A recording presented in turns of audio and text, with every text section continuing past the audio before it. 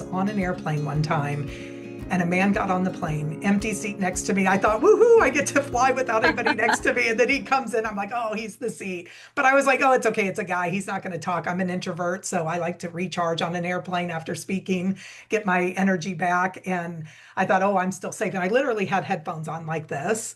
And the guy taps me on the shoulder. And I was like, well, that's odd. And so I went like this. So for the listening audience, I barely took my headphone off and slid it and barely looked at him because I like barely, basically saying, back off. I really don't want to talk to you. Hint, I don't want to talk to you. And he asked me some random question and I gave him a one-word answer, put the headphone right back on. He taps me on the shoulder again. I do it a second time. This guy's not taking the hint. The third time, the still small voice that is spoken, pure hope. And I knew when God spoke that that's my name. Kathrine means pure and Nadine means hope. That's identity. I also knew there was a calling, right? Love your neighbor as yourself. God said, I see you.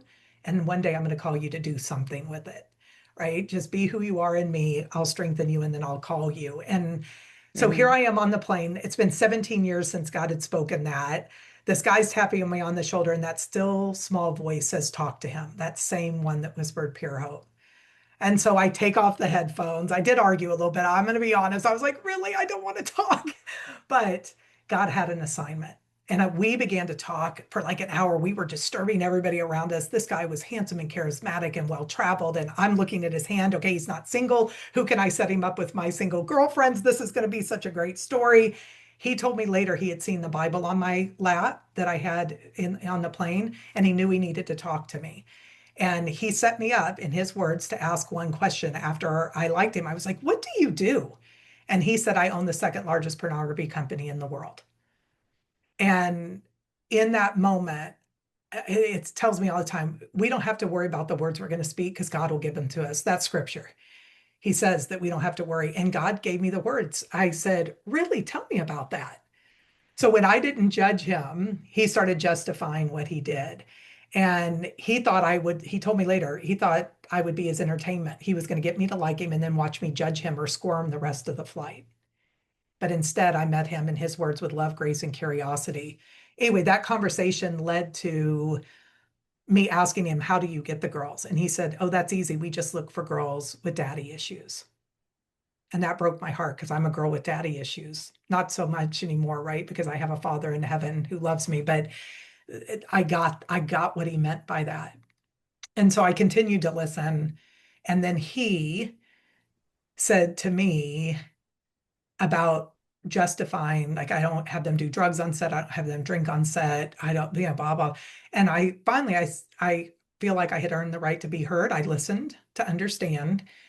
And then I said, can I challenge you on something? I asked permission and he said, yes. And I said, I am curious if ever in the middle of the night, your hero's heart rises up on behalf of these girls, because I hear you've justified what you've done, but I believe men are meant to be the protectors of women. And I'm just wondering, like at 3 a.m., if your hero's heart ever rises up on their behalf. And for the first time, Mr. Charisma couldn't speak. He looked out the window and he didn't talk for a long time. And when he turned around, the mask was off and he was just a guy. He was a dad. He ended up telling me about his daughter, his wife, his divorce. And I went, oh no. And he was like, what? I said, so your daughter has daddy issues. And he literally physically shook. He had never considered his own daughter could be a target. And when we were done talking, he said to me two things. He said, number one, Kathrine, I don't think I'm ever going to sleep quite the same again. And I said, oh, good, right? I want to interrupt his sleep. I want his hero's heart to wake up. But two, he said, can I get your card? Because I think someday these girls are going to need you.